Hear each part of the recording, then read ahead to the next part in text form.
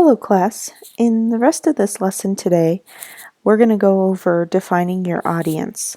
Now you just completed the acronym for the word culture because I wanted you to think about what type of items you could brainstorm about your culture a little bit further, and as well as watching the video of what to avoid in a PowerPoint.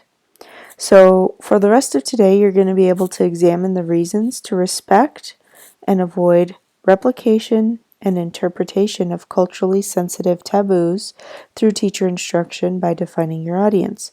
So a taboo is basically when you discuss something that's difficult or uncomfortable, or you bring up something maybe that's not necessarily politically correct or professional. And when you're doing a presentation, you want to make sure that you're not having too many taboo subjects coming up. So in an effort to help you avoid that, we are going to define your audience, which means you have to get to know your audience a little bit before you present to them. And so that leads us to the next objective, which is defining your audience using a survey and class discussion. Okay? So in your notes, and you're through for today, defining your audience means that you have a game plan. You have an idea. So your purpose of your presentation is going to be the game plan. And part of that purpose and part of that game plan is to know your audience. Find out who they are. Okay? So you'll want to write this down, please, and you're through. Know your audience and know how to reach your audience by making connections to them. We're going to go through a list here of a variety of things that allows you to make connections to your audience and reach them so that your message will actually have an impact on them, and they'll want to listen to you. So go ahead and jot that down. And if you ever need to pause the video so that you have time to jot things down, please do so. Because next, you're actually going to ask yourself several questions. Okay, so I'm going to cover this up so that you're not too overwhelmed here. And we're just going to go at them one at a time so that you can sort of see and understand. So one of the first things you're going to ask yourself is, what are the demographics of your audience? What's their age range? Okay, presenting to a group of children is very different than presenting to a group of teens, and even further, presenting to a group of adults. And we have looked at cultures quite a bit already in the class. You can refer to our big green piece of paper when we're talking about what cultures exist in the class. But sometimes it's a good idea just to find out what's their background, not only their heritage, or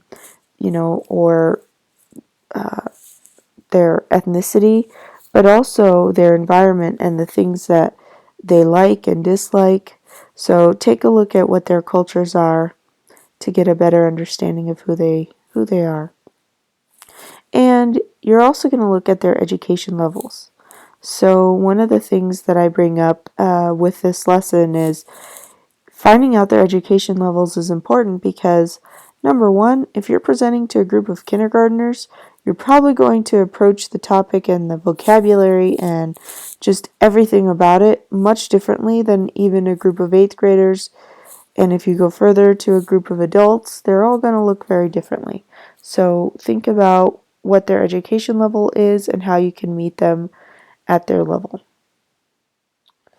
Number two is, what's their personality like? So are they organized? Are they creative? Or are they linear thinkers?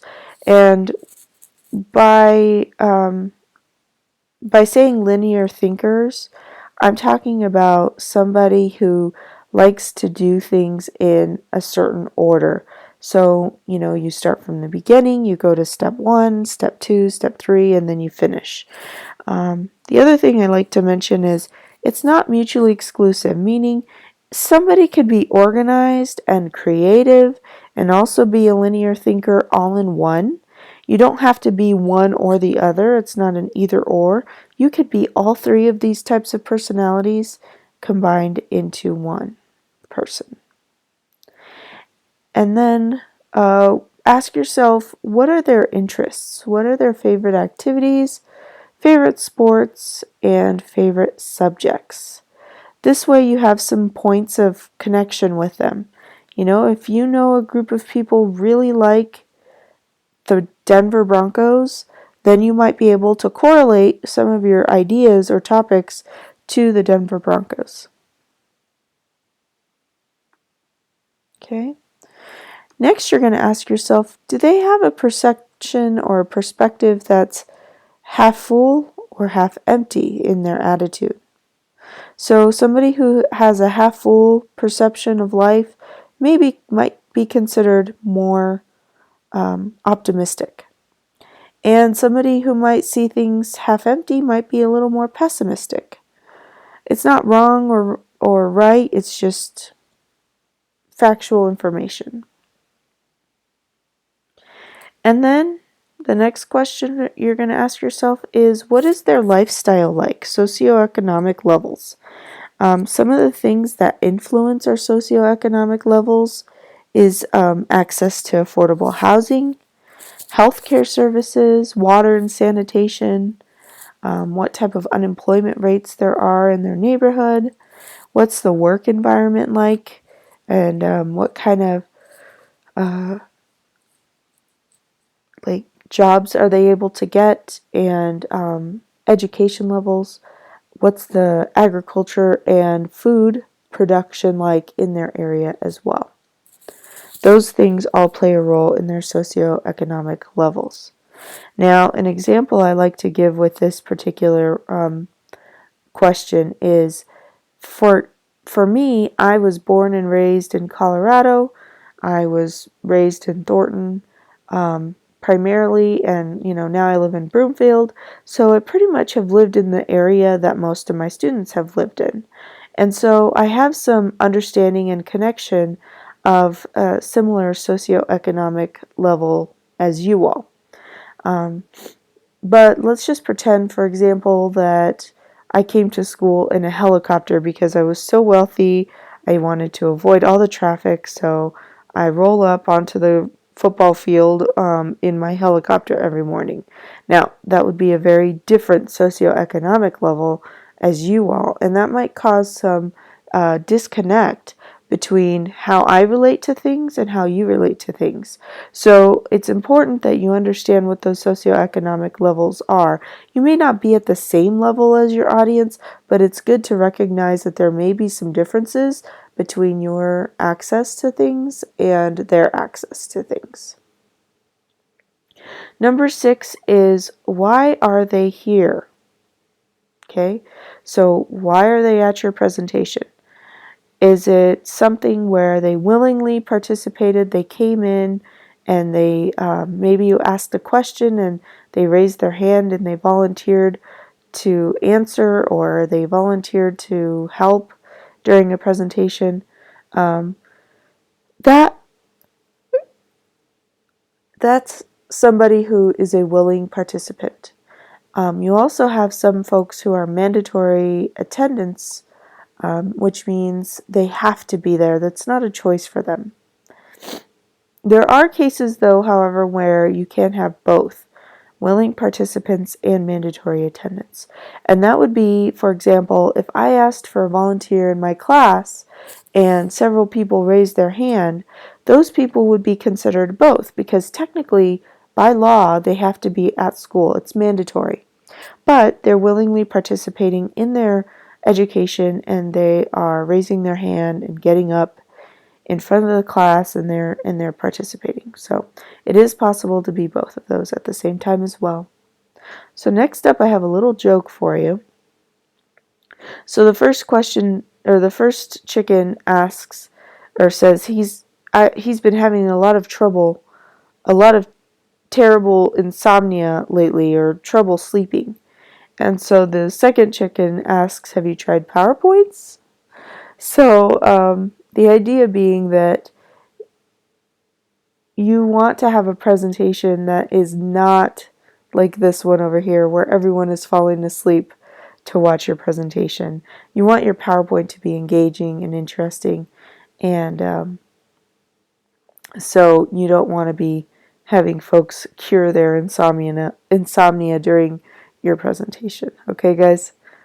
So we're almost done with these items here. Let's take a look at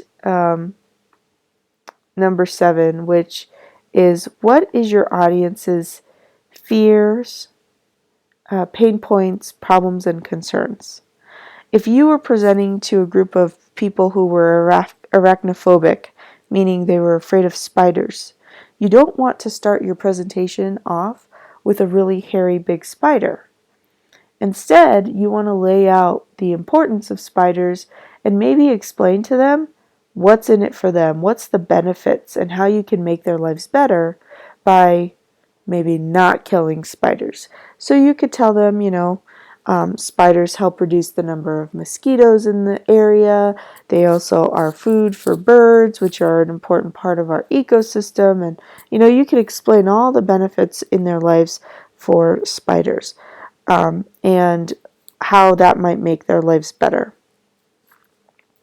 And you want to know, what's your call to action? What do you want them to do in the end? So a call to action is like how you're going to motivate your audience one way or another. So do you want them to eat their fruits and vegetables? Do you want them to not kill spiders as soon as they see them? What is it that you want them to do? And how are you going to motivate them to do it? They have to be told sometime during the presentation what it is that they should or shouldn't do. And you have to ask yourself, how might they resist your message? It could be a fear point. It could just be a difference in opinion. But whether or not they agree with you, you still have to present the information and try to convince them to see your perspective. Now, I've drawn a line here between 10 and 11 because 11 and 12 are really questions that you're going to ask yourself that you have control over. All the other questions have been questions that are more about your audience, but 11 and 12 you can have some you have some weight in how this is set up. So number 11 is the setup of the room. How are you going to set everyone up? Is it going to be in rows? Is it going to be an auditorium? Are they all going to be sitting on the floor? What is it that you want them to do when they come into your presentation? And then next up is what kind of materials are you going to hand out or takeaways during your presentation? So what's the takeout? Essentially, it's going to probably include something with respect to your call to action, but you might consider having a piece of paper that they leave with. It might just be knowledge that they leave with. So it really is up to you, but you have to think about what kind of takeaways are they going to have when they finish your presentation. So now that you have all of those down, I want you to, if you have time, if there's time in class to do this, I want you to go around the class and survey your classmates to get to know them better. And you're going to do that by asking them the first 7 questions that you wrote down in your through. So for number 1, we already know that the demographics, the age range of the people in this classroom are typically between about 12 to 14 or 13 to 14 years old. So you can write that down right now in your notes. You want to find out about their cultures, but again, you can reference that big green wall, word wall that we started developing and pasting all of your culture pictures on there. And you might be able to find some trends or similarities.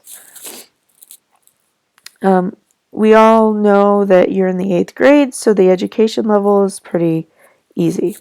Now, when it comes to some of these other items along the way, you might just do tallies for each of the questions, and I kind of recommend that you find a partner to work with so that you can cover twice as much of the class fairly quickly. So as you go down, find out their activities, their favorite sports. Let's say somebody said that their favorite sport was basketball.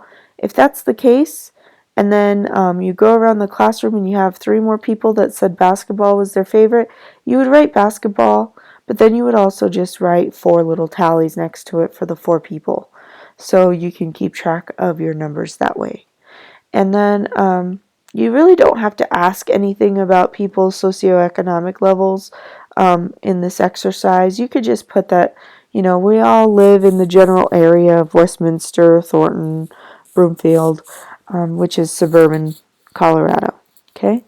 And so go around and ask everyone a little bit about their preferences so that you can use that while you make your first presentation.